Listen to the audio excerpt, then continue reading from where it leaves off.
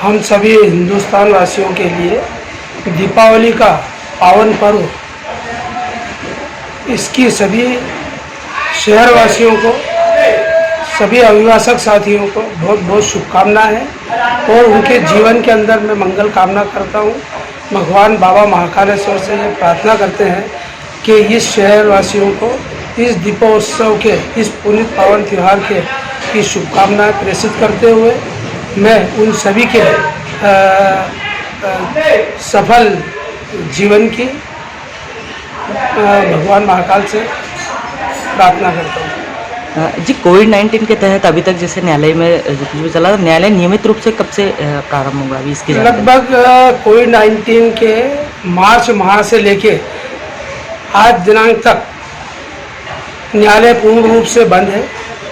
जब से लॉकडाउन और अनलॉक की स्थिति हुई तब से आज तक न्यायालय नियमित रूप से प्रारंभ नहीं किए गए हैं और चूँकि अर्जेंट वर्क अभी चल रहा है और अर्जेंट वर्क के कारण से अधिवक्ता साथी न्यायालय में जाकर वहाँ पर फिजिकल अपीयरेंस दे नहीं सकते हैं, उनके एविडेंस अभी हो नहीं पा रहे हैं।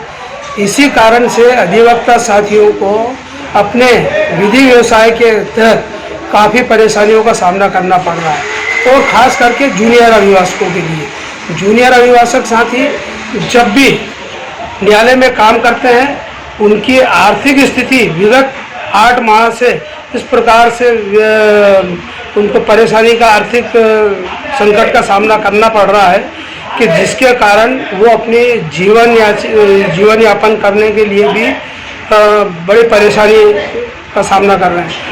मैंने अभी लॉकडाउन की स्थिति में अधिवक्ता साथियों को जो ज़रूरतमंद थे 86 लोगों को उनके अकाउंट्स के अंदर 5-5 हज़ार रुपये दिए और एक कार्पस फंड बना के उन अधिवक्ताओं को जो अभी भी ज़रूरतमंद है उनकी नियमित रूप से मैं उनकी सहायता और मदद करता रहता हूं।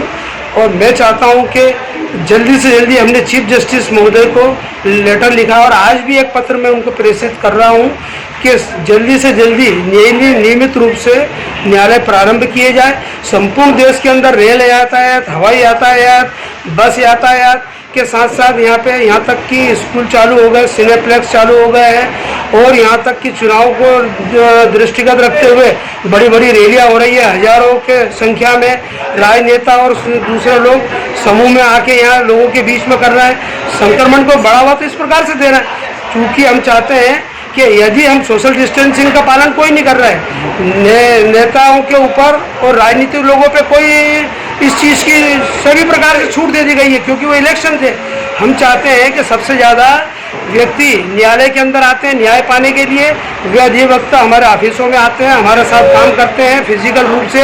हम उनके दस्तावेजों का उनका अवलोकन करते हैं और उनके साथ हम उनको न्याय दिलाने का काम करते हैं।